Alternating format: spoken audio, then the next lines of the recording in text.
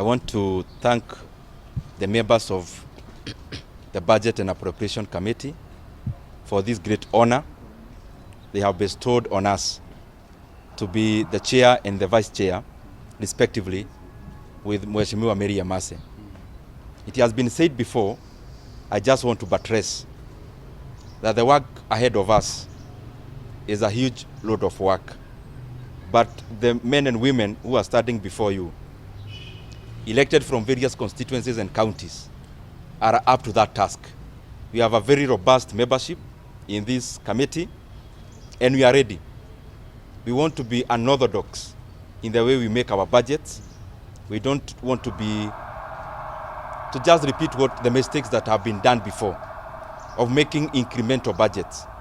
Incremental meaning you just pick up this department's budget and you just load in a percentage every year. We want to be meticulous.